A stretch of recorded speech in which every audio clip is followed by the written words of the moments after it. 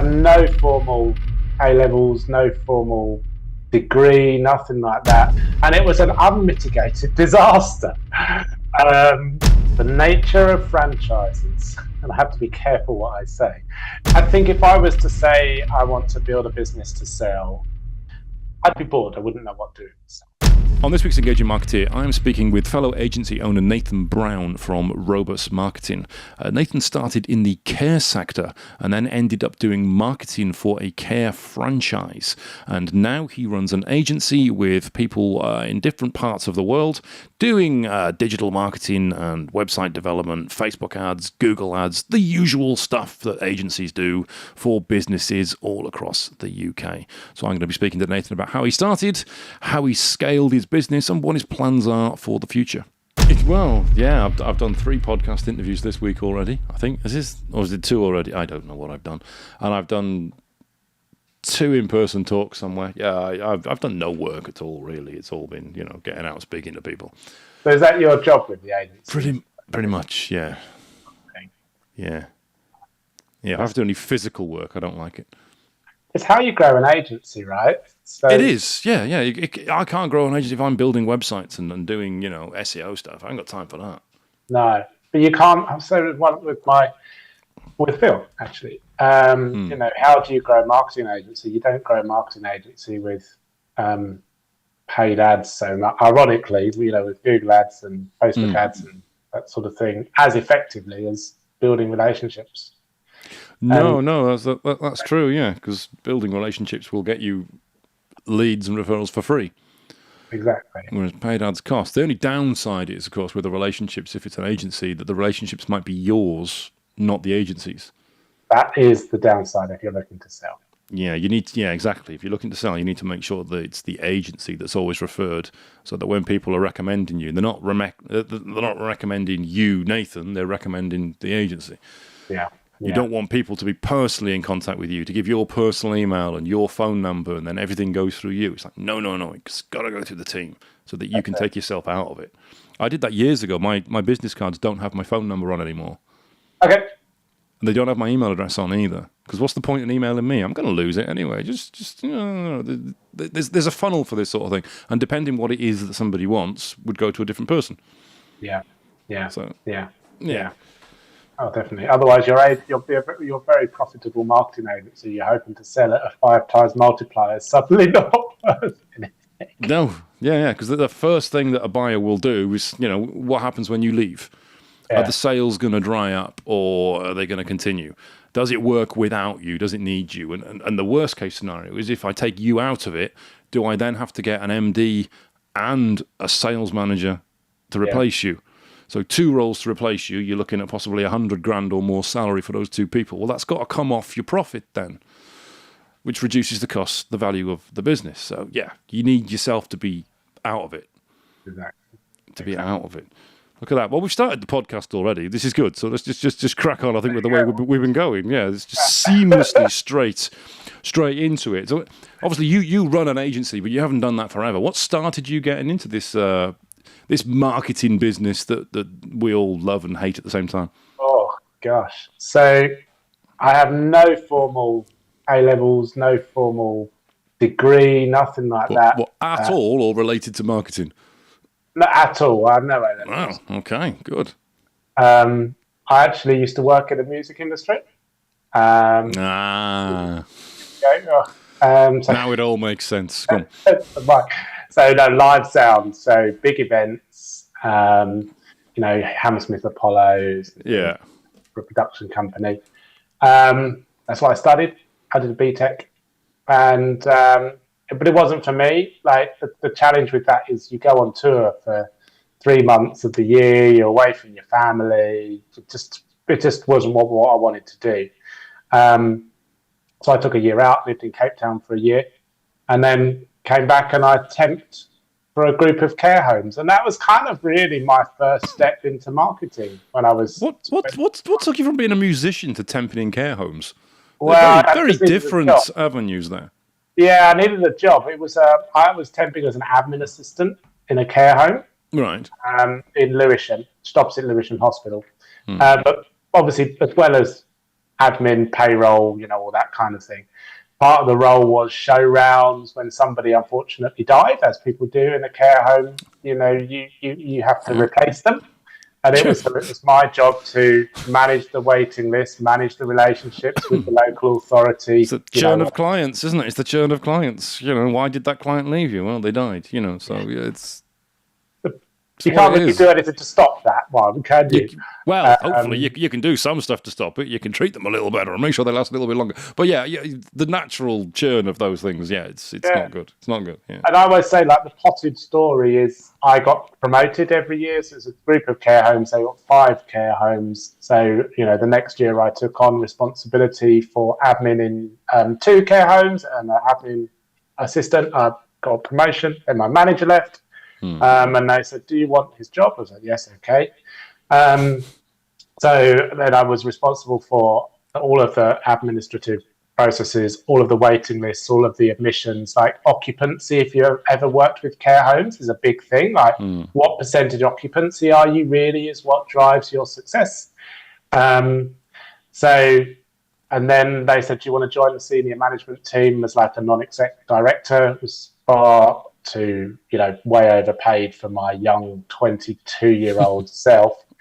But I just said yes, it's the right place at the right time. And that's really how I got into formal marketing. I'd say maybe more sales at the beginning. So that was in, say, 2011, 2012. I took on the marketing department, which was 2 marketing officers at the time. It was a charity that turned over about 10 million. And amongst other things, I decided that I should do some study. And I kind of taught myself. So I've got a level 6 diploma in professional marketing with the CIM, which was really helpful. Right. And my first marketing project was a 42-page annual review, or if 42 is divisible by 4, or whatever was close to that. And it was an unmitigated disaster. Yeah. But yeah, that's kind of how it happened. I got made redundant in 2014. Well, because of that? No, not because of that. It was that much of a disaster. Right, that's it. We've got to let him go now.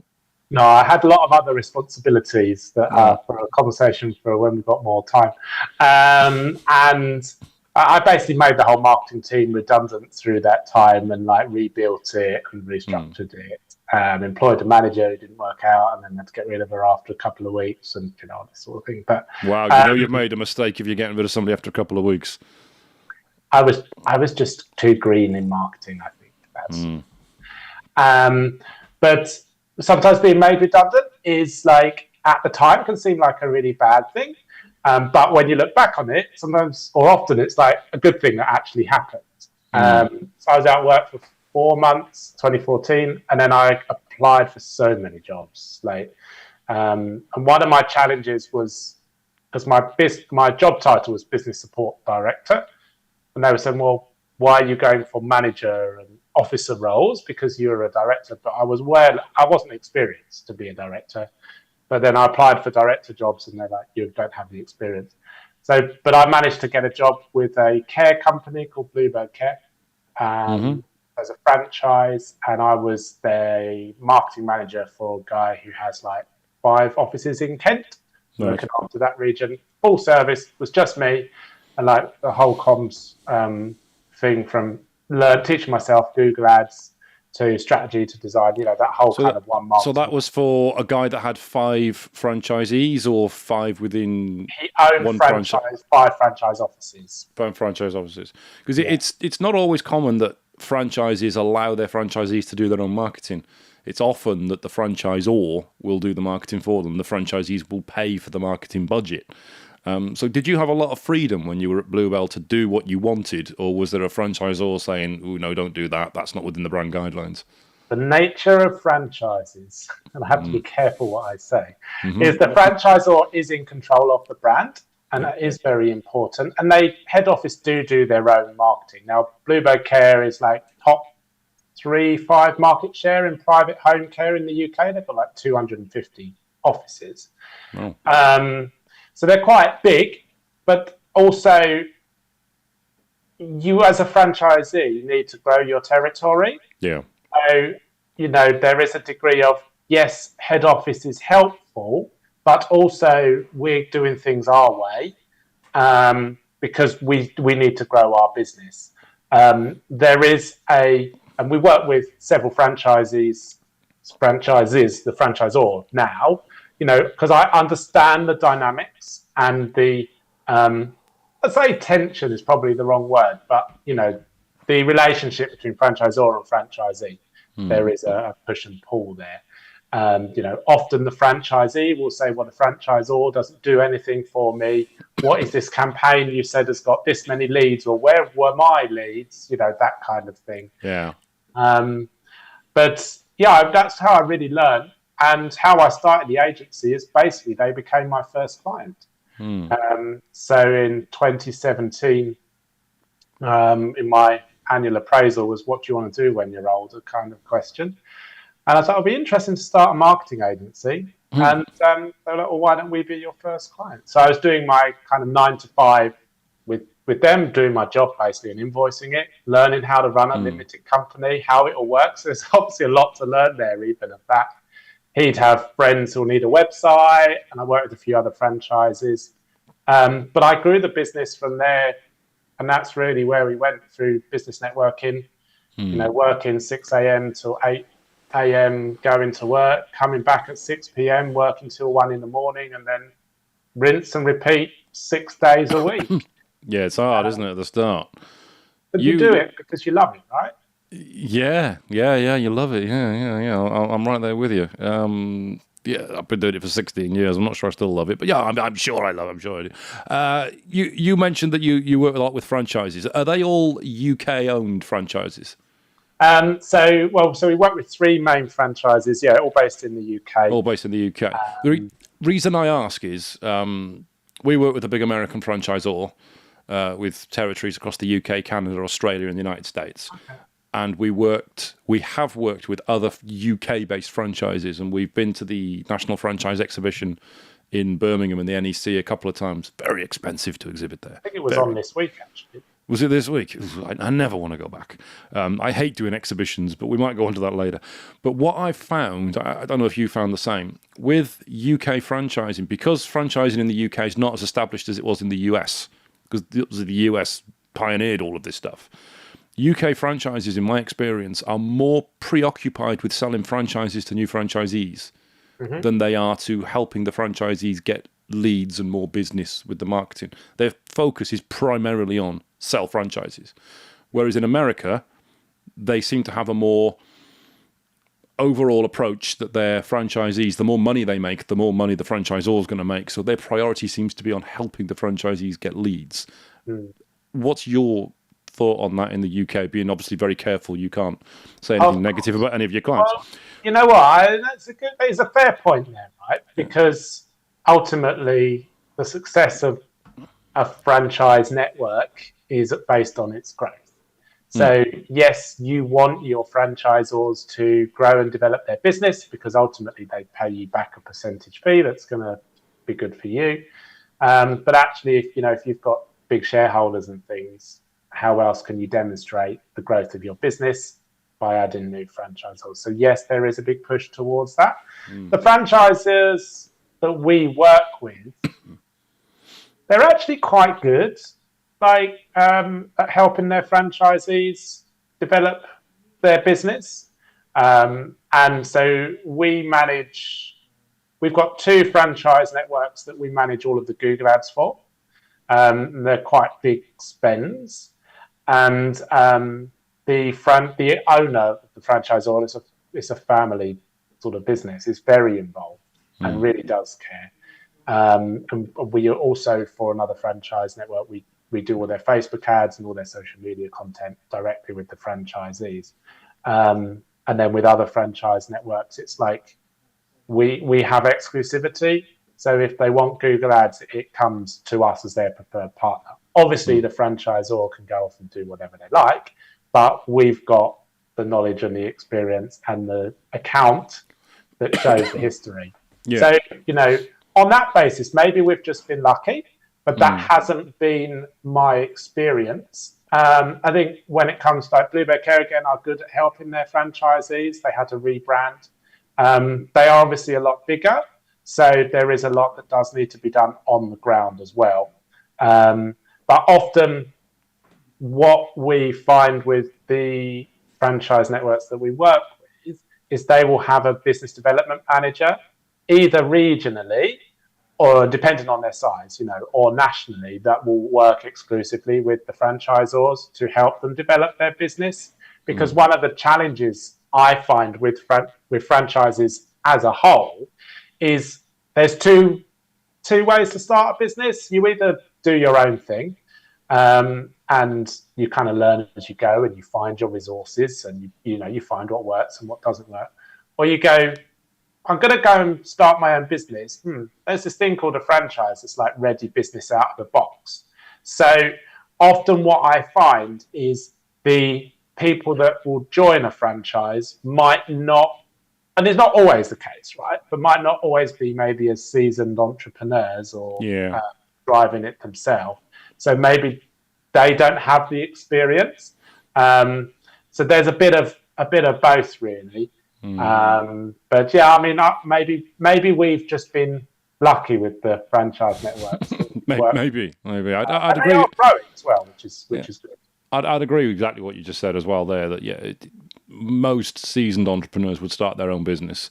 You tend to buy a franchise because it has all of the contacts, all of the pricing models, all of the processes and procedures that you don't need to formulate yourself. All the mistakes have already been made, they've been ironed out, and this is ready to go, and it's a turnkey model that's going to work for you. So without dumbing it down, pretty much anybody could run a franchise if they follow the procedures exactly to the letter that they are written. So long as you're not a complete idiot, you should be okay following a franchise. So they are very, very appealing to people in that situation. But yeah, your seasoned business owner's probably going to start their own or buy a business.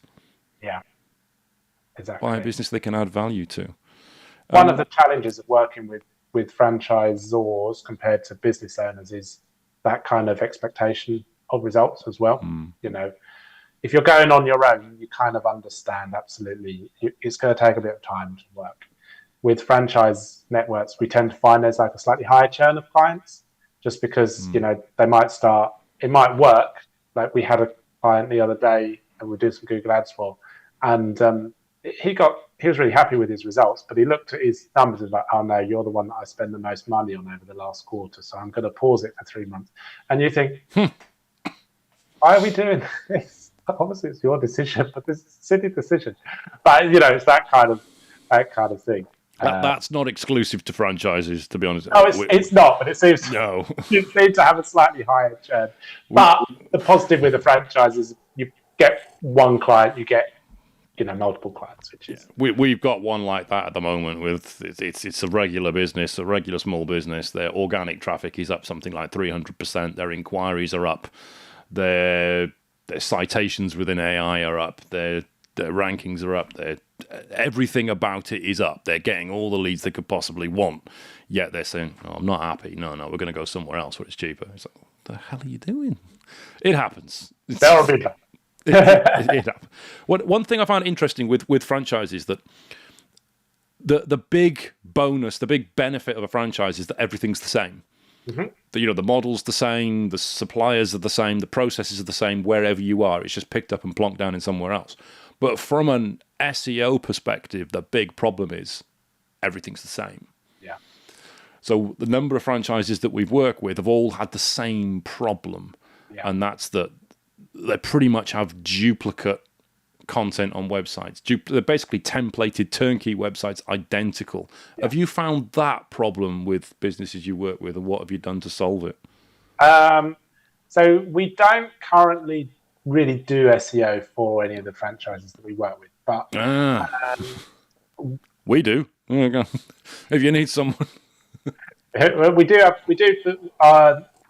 some Bluebird Care offices. They launched a new website with their rebrand end of last year. Nationally, report came out the other day that search traffic is up. Obviously, your AI overviews have chunked away a little bit of it. Yeah.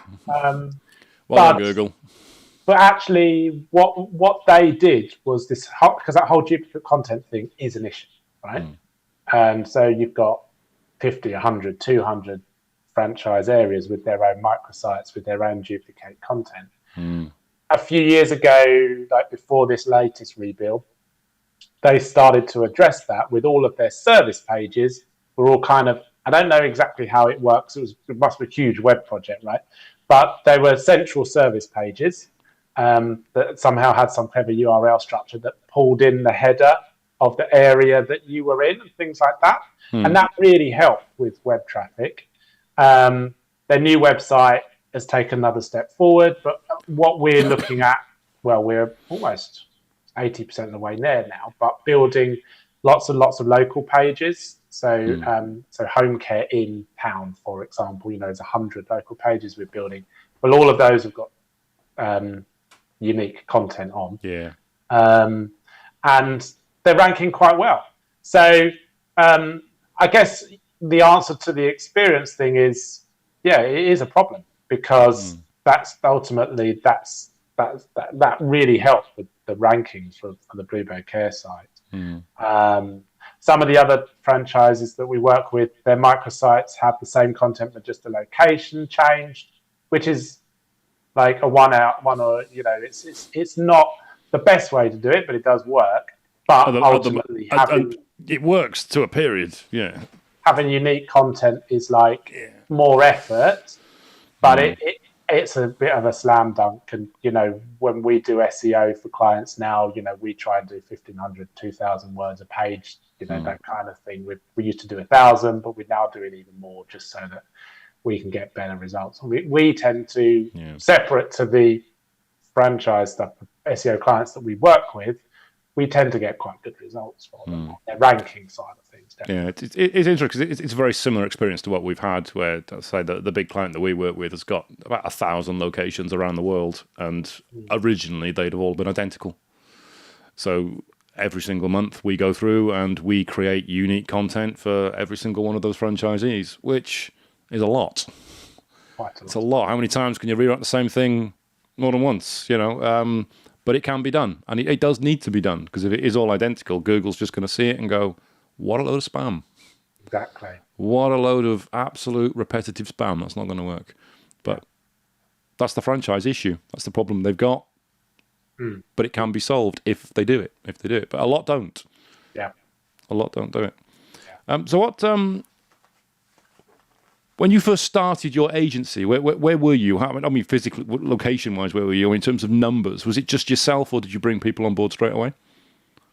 No, it's just me at the beginning. Obviously, I have my employer, right? So, have a look at her. I am like Mr. Report. So I very much. I mean, our first year, right?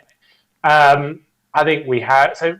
My focus in growing the business has always been on like our retained revenue, and then seeing the like website builds and that kind of thing as like the one-off stuff on the extras on top. So the retained revenue very comfortably covers all of our expenses. It's a nice position to be in, that, isn't it? So at the start of the month we're going to be okay. We're going to keep the lights on. We're good. Yeah. Exactly. So I can tell you. So by 2020, which was obviously COVID year, actually, wasn't it? So started the business, let's say 2017. Yeah, it was. We had just a handful of clients, maybe 3 or 4. That sort of thing. Yeah. It was only when I started doing business networking that I started growing the business. So to give you, I guess, the picture, let's say 2018 to start of 2020. By start of 2020, I have here 16 retained clients. And we've got 100 retained clients now. Wow. So obviously you have different unique challenges at those levels. But yeah, no, I mean, right up until I took on our first member of staff in 2021. Right, so you were running it just yourself for a very long time then? It was just me, yeah. Wow. I did outsource a little bit, every couple of months I did like a time and motion study, and a few times of the year I would write down every 15 minutes what I'm doing. what client I'm working on and what task I'm doing. And then I'd look at kind of like chunking things off. So a lot of our clients early days were social media content clients. So I'd then go, okay, I need to get someone to write this content and design it.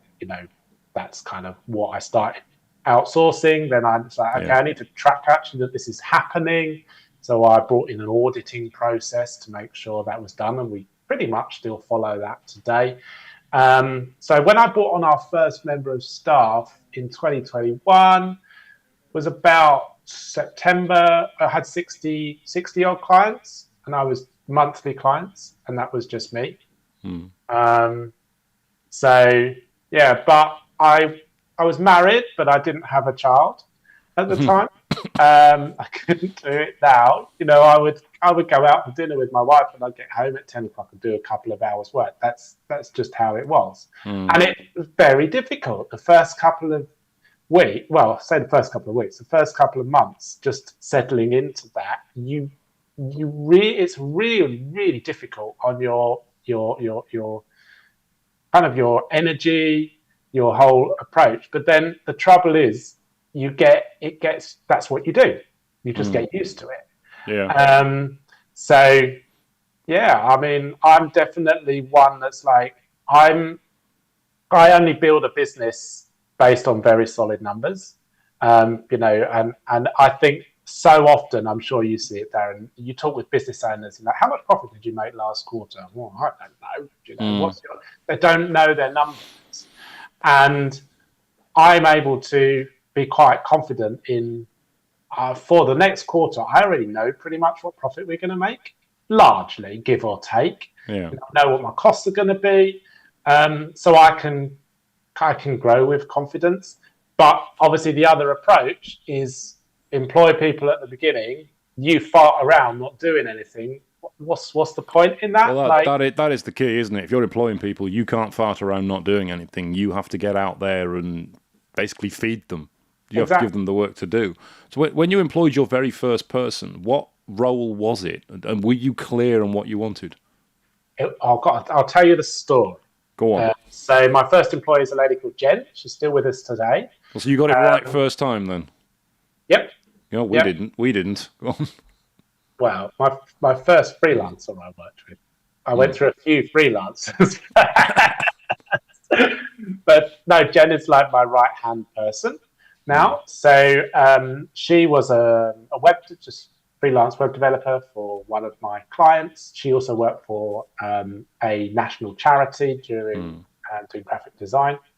And so I just had to email her, say, can you add some tracking codes? If you remember back in the days of the Green Homes Grant, the failed Green Homes Grant, and the government put together, we got some great Google Ads results for like solar and heat pumps and stuff like that.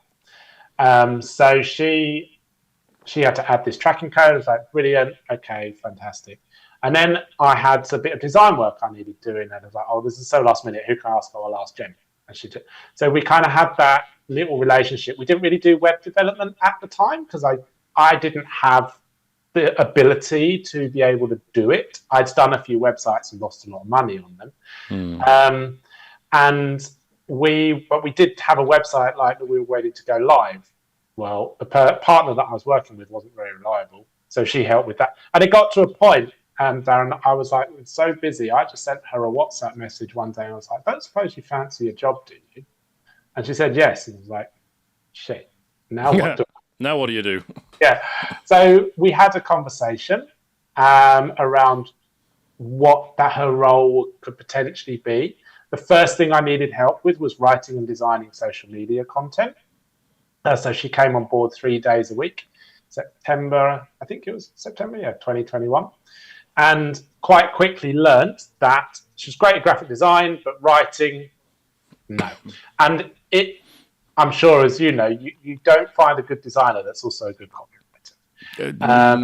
I've known one in about 25 years. Yeah, so it's a very different skill. So I took back the writing, gave it to someone else, and we just kind of built the role around like what she was good at doing. There was some learning. Like I've managed teams before, right? when I was a director, I had a team of 13, 14, 15 people, but I was seeing them all in person. This whole like online thing was new. I was like, well, so I spoke with some other agency owners that I know, like, how do you make it work? And no, so it worked first time. She quite quickly went 4 days and 5 days. But the thing that was helpful was someone that used to be a freelance, used to do her own thing, but didn't like getting the business or asking people to pay invoices. That's the perfect employee, that someone that's done freelance before and didn't like it or it didn't work. Yeah. Because it means if when you've employed them now, they're not going to be looking at you and looking at the work they're doing and thinking, I could go freelance and do this for myself, because they've already done it and didn't like it. So, that's the perfect situation, that. And we're now working together for her to take on some of the operational side of the business. So we're carving some stuff out that she does and trying to reduce her workload down to 2 hours a day, 3 hours a day maximum, so that she can then take on all of these, when you've got 150 clients across websites and monthlies, you can imagine the requests you get. Can I add a page? Can I just go over it? And she now is in charge of that whole process. So with those clients, do they pay you per change, or do they pay you a retainer and you do those changes within the retainer? Sure. So on websites, so we charge our hosting, obviously, but changes are chargeable. Right. So we had one the other day, for example. I'd like to copy this page on my website and just add all this content and text. But we just go, it's half an hour's work, 30 quid. That's what it costs. So, you hear these sort of, you've been around, you'll know, I need to add a Google Analytics tag to my website. Oh, that will be £300, kind sir. Yes. I've heard of that kind of stuff, yeah. Morning and go for like a 2-course, 3-star Michelin lunch and then do it. It's disgusting, isn't it, when that happens? But people do that. We don't always charge for changes, though. If it's just like swapping an image or a bit of text or something, and the client never asks for anything, then we're like, well, it's fine. We want to look after you as well. And we do also give our clients access to their website. Yeah. And we make them admin. We can show them how to make changes. A lot of agencies obviously won't do that for understandable reasons. But some will block it. Yeah, I know that. There's some that guard it and don't want you doing anything themselves. They want you to pay them to do everything. Yeah. We give ours access, but we tell them if you break anything, it's chargeable if we fix it. Exactly. Well, obviously we've got backups on our hosting, and we use Uptime, Updraft. Yeah, we've got something similar. Yeah, we've got backups, and we've got our system that has automated off-site backups as well. But typically we'll give them editor access rather than admin access, so they can't go in and mess about with any of the nitty-gritty unless they specifically ask for it, in which case we'll give it to them. It's their website, but we'll warn them you do that. One thing you mentioned there is you'll do changes for free if it's a small change. Yeah. We have done that in the past. Got to be careful with that, because if you do a change for a client for free and they think, oh, that's great, they've done it for free, when they come back and ask you to do something else that's a little bit bigger, and then you say, oh, that's going to be 50 quid, whatever, they could go, oh, you didn't charge me last time. Why are you charging me this time? So there is a slippery slope there with doing stuff for free. You could end up doing loads and loads of work for free, and suddenly you realize, how come we're not making any money? It's because my developer's doing 40 hours a week for free on clients on small changes. So I'd be wary of that one. That's it. Yeah, I mean, it's something we monitor. It doesn't happen too often, and often, if we do it, we'll often say, usually we charge, but we're not charging this time, just so people know. One thing we do, and I don't want to be giving you ideas here, but why not? One thing we have, rather than clients coming to us and saying, oh, how much to add this page to my website, or how much to add all these testimonials to my website, and then we quote a time for it, give them a cost, then invoice them. There's a lot of admin back and forth with that, probably more time than it takes to actually do it. We have a maintenance package where they'll pay per month, and those changes are included anyway. So then all they do is email it, and we just do it. Processes it a lot faster. Everyone's on direct debit. So they end up getting sometimes more work than they paid for, sometimes less work than they paid for. It depends how often they need those doing, but it saves everybody a lot of time as well. And it gives you a lot more recurring revenue. I mean, that's something I've discussed with other people as well. It's also is a good way of increasing your like hosting revenue. Absolutely. Yeah. Obviously not at the expense of your clients, but it's a good way to do that. A lot of our clients are like the jewelers down the road or your lady who will do ironing, that kind of thing. They very rarely make changes. Yeah. So they wouldn't really make use of it. We do make it available on some bigger websites. Like, if we have an e-commerce website or a bigger website that people are going to want to make changes to, we will say, £40 a month, you get then X hours a year of changes. And I just have to make sure I'll keep a record of it. So that if it isn't used, we don't have that conversation in 2 years' time. Or we've never used this, but, we obviously kind of figure that sort of thing out. But no, you are right. You do have to be careful. The way to get around that problem you just described there is to say that for example, you have 2 hours a month. Those hours roll for 6 months or they roll for 3 months. Yeah. So that if they get to a year and say, oh, we haven't used any of those hours in the last year, it's like, well, you've lost the first 9 because they roll over. That'll be the way to get around that one. Yeah. So is it just the one employee you've got at the moment then, or have you scaled further than that? So let me tell you a bit about our team. So I went on a bit of a hiring frenzy in 2022. Right. So I've got dangerous. Coming up to 3-year-old, and November 2022 was when he was due to be born. So I thought, right, okay, I need to free up a bit of time here. And I'm definitely I'm a delegator, right? As any business owner is, I'm also like, shit, I want to make sure this is done. What's happening with this? So there is an anxiety sometimes there. Yeah, but being a delegator is a really good thing. A lot of business owners are not delegators. They don't want to let go. So you're in a really strong position there. Yeah, you stranglehold your business, right? Yeah. And on being a delegator, you have to understand that no one's going to be as good as you at the things that you do, but that's okay. Mistakes are going to happen, but you're going to have to try and fix them or catch them. So I hired a copywriter 3 days a week in 2022. Then about a month later, I hired a graphic designer because we'd started doing websites by then because I realized I couldn't build websites. So the team was then 3 and me in 2022.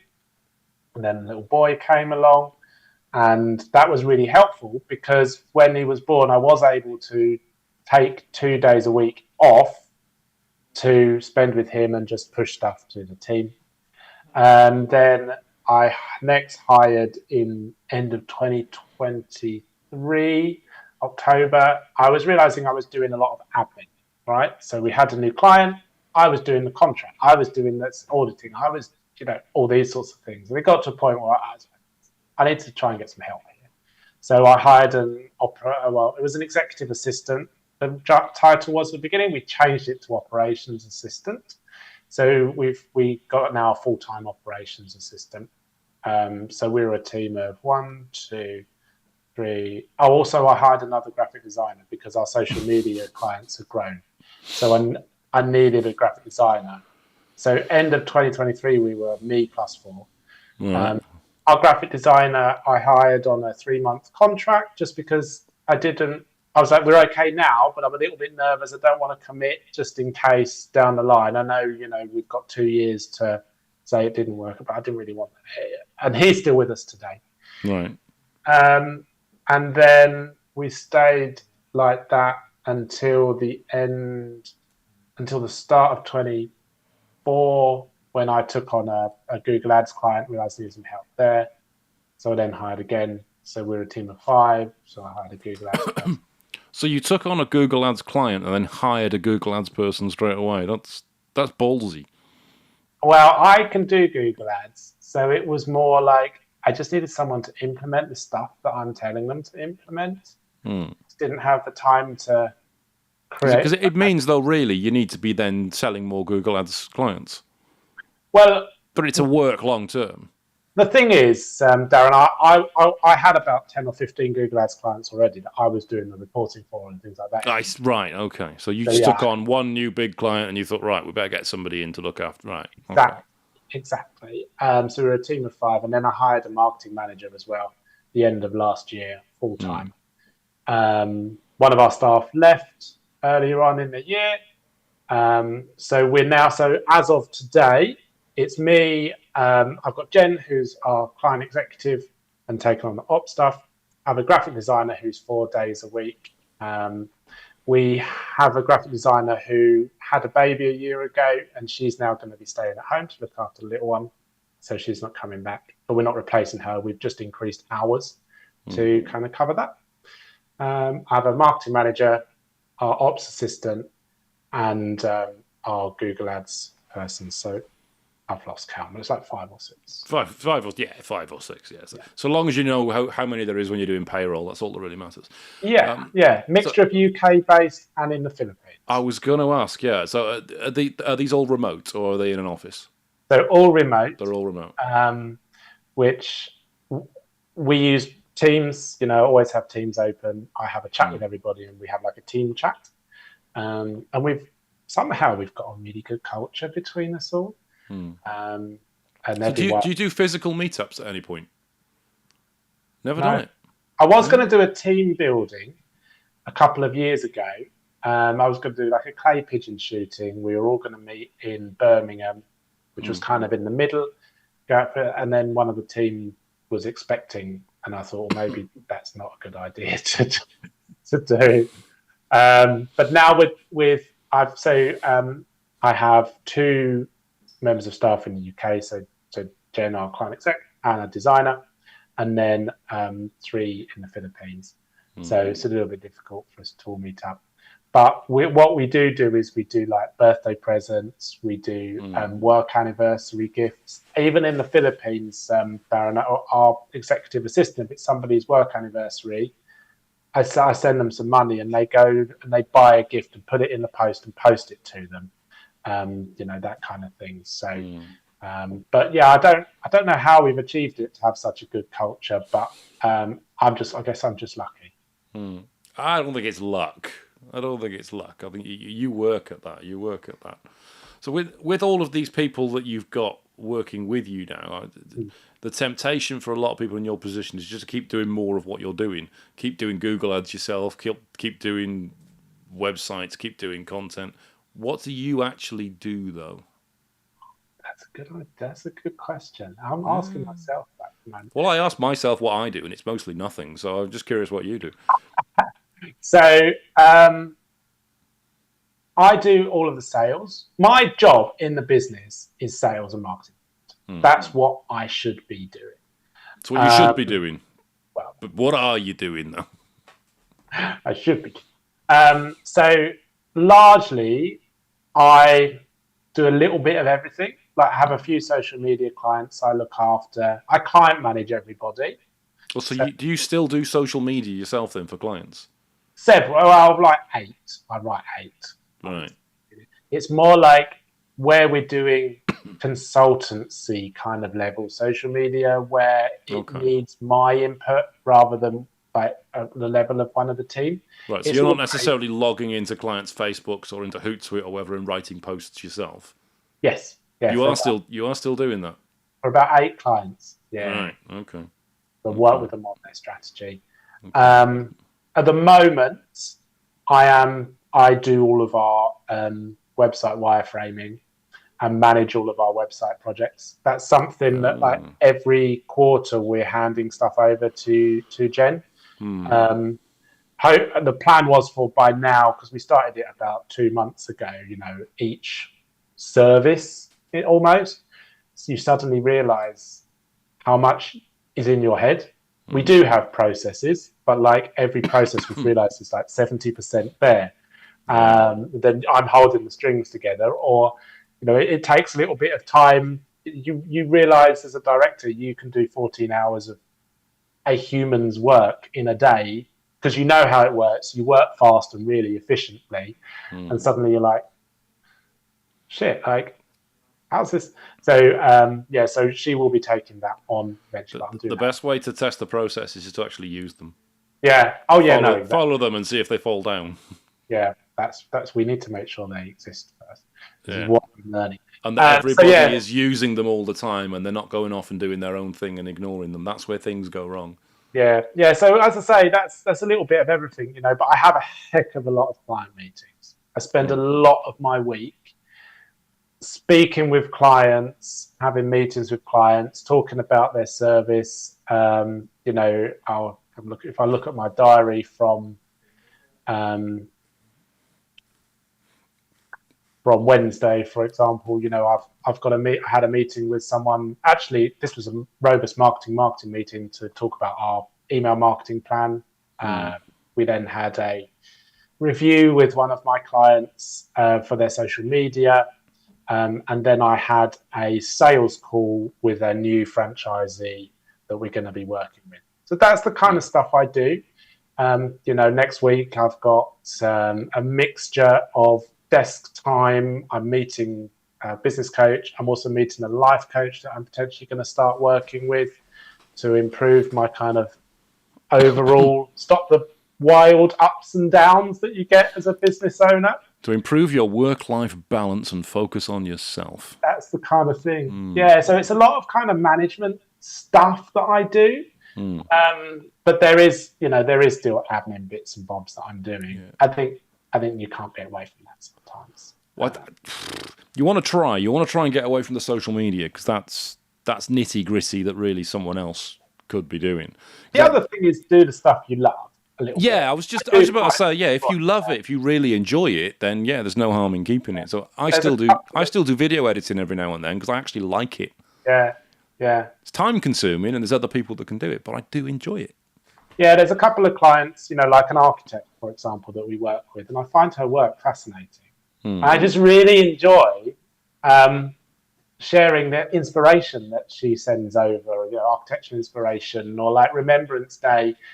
Rather than just saying, lest we forget, we're going to be looking at some architecture that's related to like war periods and just on it, that kind of thing. Christmas, we're going to be looking at architecture related, I don't know, like Belgian Christmas market. Let's look at some detailed stuff from there that stands out. So, but that's what I really enjoy, right? Yeah. I don't always enjoy the writing, but I really enjoy the strategy side of things and coming up with the ideas. You see, I never really enjoyed the actual web designing and web building myself. I've done it for years, for 25 years. And the thing I like about having other web designers and developers who are better than me, I've got to say that because they're going to be editing this podcast. So Gab and Nick, they're better than me. What I really like is when I go into a client meeting, like yourself, when you do this, previously, I'd be talking to a client about what they want. They'd be saying all this exciting stuff, and I'd be saying, "Oh, we can do this and we can do that, and it's really exciting, and people can upload their own products, and then we can have it flip around." And in the back of my mind, I'm thinking, "Slow down, dickhead! You got to do this." I know, you go back and you have to then sell it, don't you? Yeah, I have to go. I've got to actually do this, but now I don't. I've got other people to do it, so I can go, right, this is all the stuff we're going to do. Doesn't matter how ridiculously complicated it is. I ain't doing it. Gab and Nick are doing it. So there we go. That's the bit I really like about having a team. Sell whatever you like. Somebody else's problem. They can deal with it. I love it. Sometimes I do the... have you ever heard of Balsamic, which is a wireframing piece of software?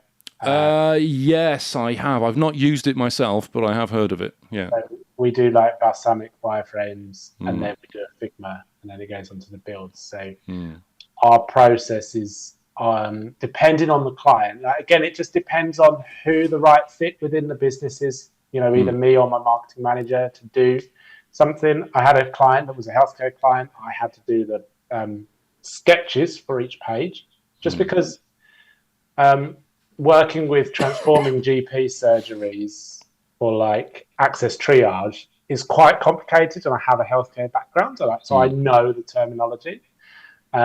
So I quite enjoy that, but I don't do the design. I don't, I might have a meeting with our developer to say, has the build been done? Like, why does that image go nuts when you put it on your mobile? Like, so I QA.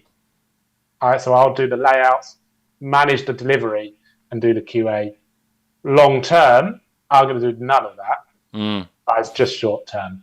That's the goal, isn't it? That's the goal. Yeah. But I don't do QAs now either. No, the guys QA each other.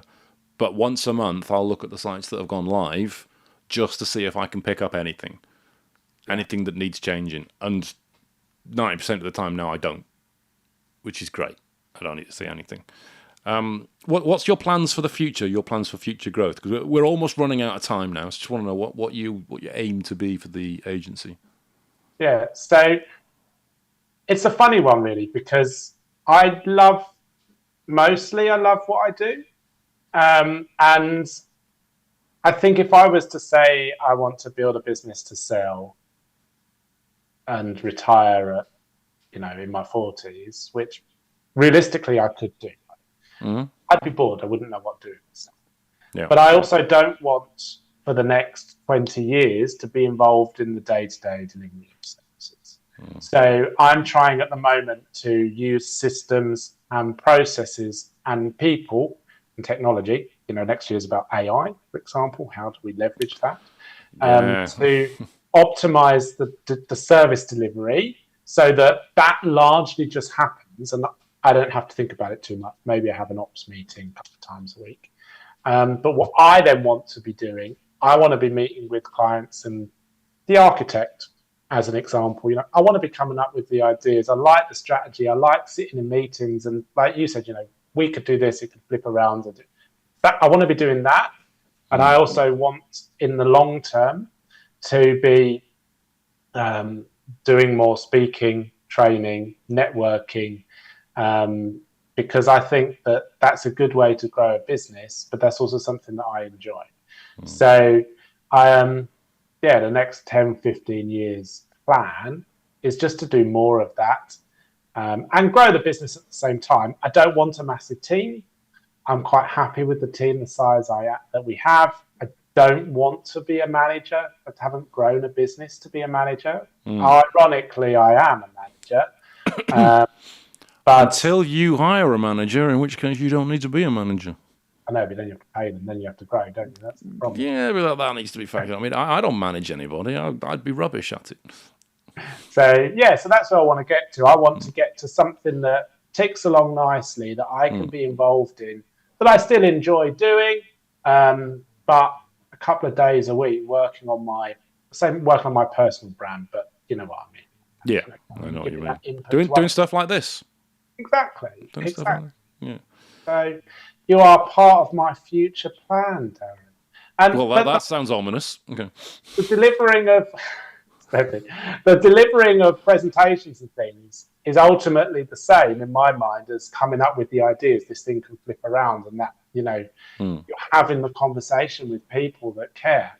Yeah, you're selling the idea to people. You're selling the dream. You're selling the concept. You're selling yourself, your own brand. Yeah, I don't put myself out as being an expert. I will always say, you know what, this is what I've done. It's worked for me. We're a very solid, very strong in terms of our numbers business. But ultimately, if you say you're the expert, then you put yourself on a pedestal and you have further to fall as well. Oh, I like that.